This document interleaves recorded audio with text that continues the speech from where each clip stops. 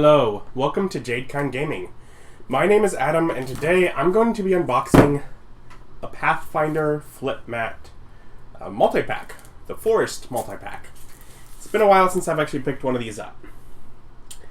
I've definitely been delving into 3D terrain, particularly Dwarven Forge, and I've loved it. I do. It's wonderful. I continue to love it, and I intend to get more of it. Even forest stuff. But as I've started noticing where my needs are and where they aren't. For example, it's unlikely that I'm going to get very many more of the flip tiles. Because the flip tiles I tend to have to build with in advance, and if I'm going to do that, I might as well be building the Dwarven Forge. It's prettier, I enjoy it more. The downside to it is it's a lot more expensive. So if you're not at that financial point, the flip tiles work fine for a lot cheaper.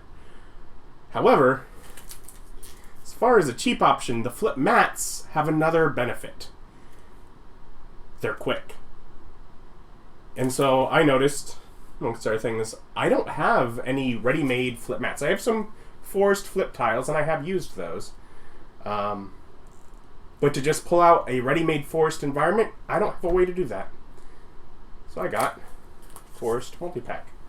So we're gonna check this out here. Open it up. Let's see what's inside. Because I like being able to just, when the players go somewhere I wasn't prepared, and it happens. I don't prepare for everything. So this is a multi-pack. We have two different forest environments, which are designed to go against the sides of each other, which also means that there is a water feature down one direction of all of them. So this is only for forests with like a lake or a river or whatever. But yeah, let's take a look at Adam.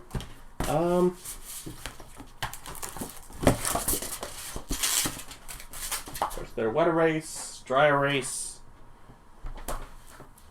We got a 1-inch grid for your minis.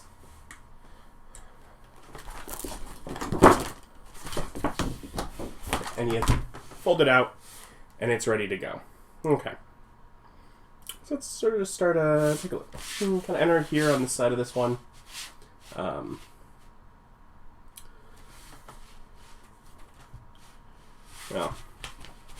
I guess it's probably prudent to look up here and just get a glimpse of map as a whole. Here's the side we're going to look at first. And we'll get to this one afterward. Just a general overview of the map to begin. But back to where we were. You can enter here, little path. And of course, like, the path can connect to the flip tiles and all that, and there's other ways to connect to it, but obviously we'll connect to the other maps as well. Much of these maps, of course, is forest, which is this thick tree pattern that Paizo always uses, which looks like it's an impassable barrier, but I mean, you could just have it be difficult terrain or whatever, you know, as you navigate between the trees. Yeah, so you have forested area here, you have a bit of a bank up here, there is a fallen tree to cross over the water. And on this side, it kind of goes around these large rocks. There's a bit of a pathway around there as well. On this side of the river, there is rocks going above it. Looks like maybe a little water going underneath some of the rocks there.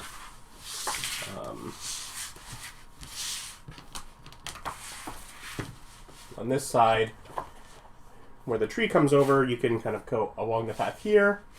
There is another path that goes back through the trees and off the map.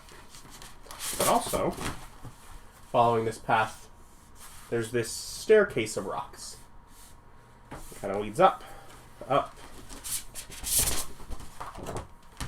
to this. This corner of the map is set between all these large boulders.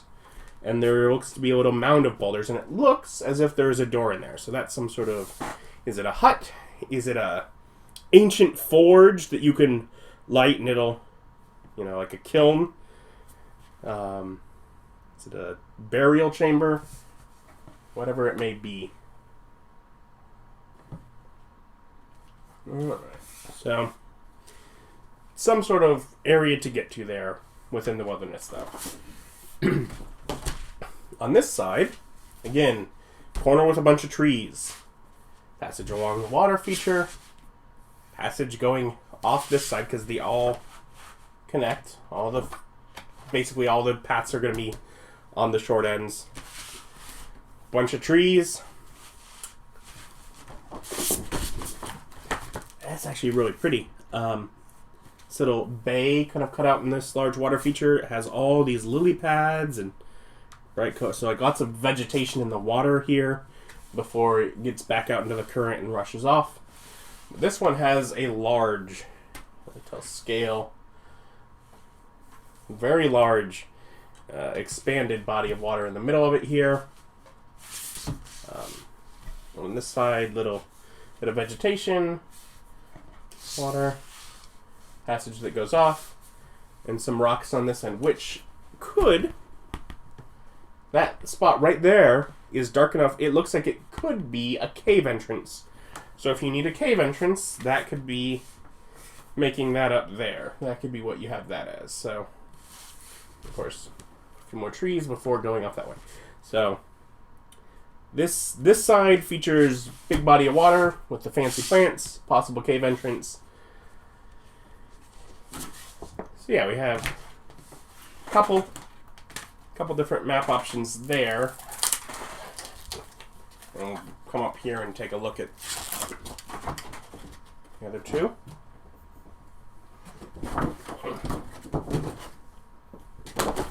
And if you just fold these against the folds, they lay pretty flat.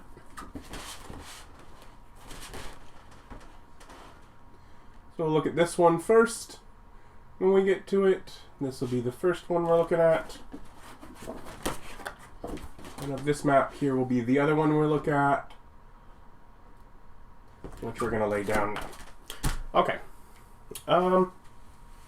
Sure, because it laid down, we'll start with this. So, entrance on the short side, of course. A long body of water.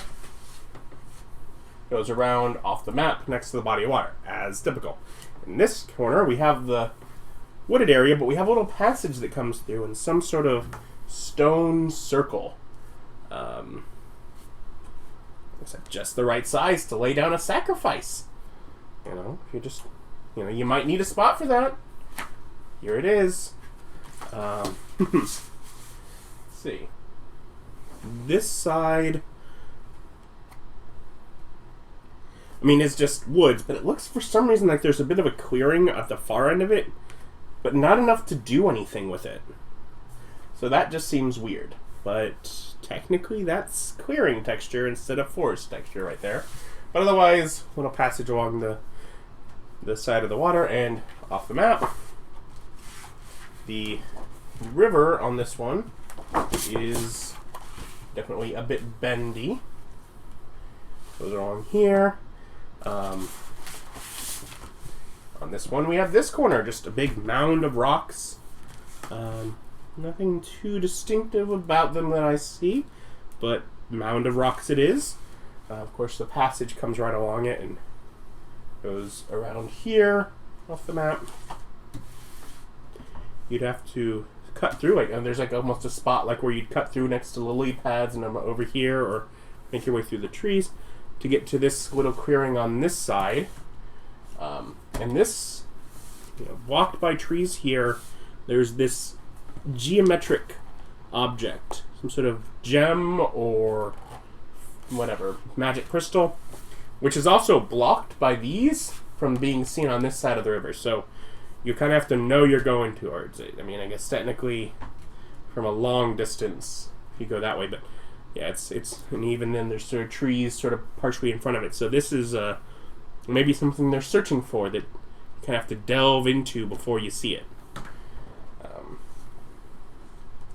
So that and the sacrifice altar are the big features over here. And then if we flip this, Again, middle of the short end, passage comes in. Now this one makes a quick turn. So you only got a little bit of forest over here and a big section of forest over here. As this kind of comes in this way, goes off the side of the river, as normal at this point. Or you can kind of make your way across here.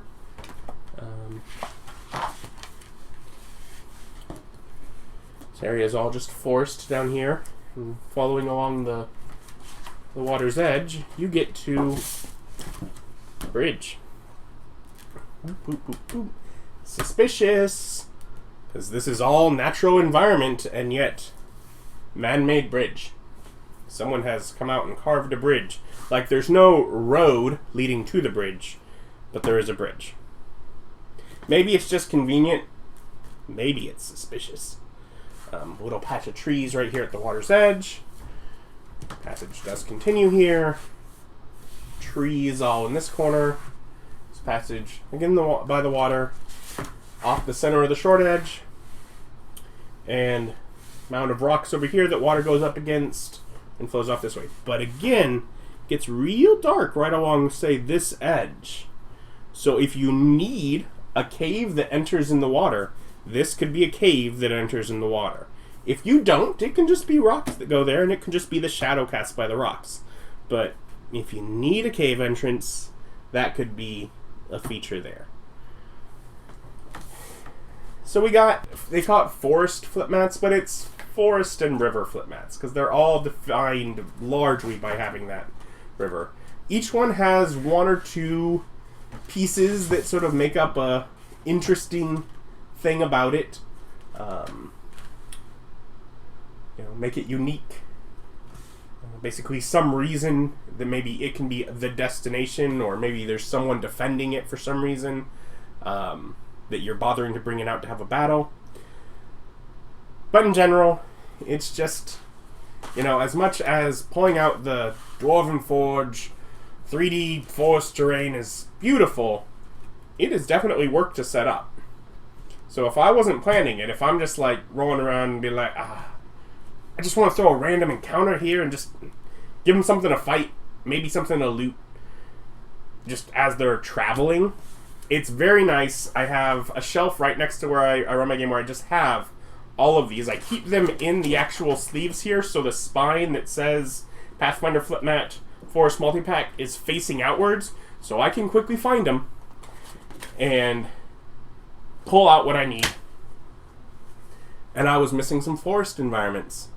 Obviously, as these are all heavily river, I may try and get some more that are not, but for a start, it gave me 4 different environments to be able to pull out when I need it, and something I've figured out that I need to continue to get even as I delve further and further into 3D terrain is just the kind of thing that you can pull out in a moment's notice. Because I don't want to tell my players, alright, this happens, now go away for 45 minutes and then come back. That doesn't work with how I game with my friends. We run games, we play for about 2 hours usually, and that's it. On a weekday evening most of the time. We don't have time to be like, hold on, I wasn't prepared for this. Flip mats help with that. Even as a collector of 3D terrain, I'm gonna start getting some more of them. Anyways, like, comment, subscribe, all that fun YouTube stuff helps me out. Thank you for watching.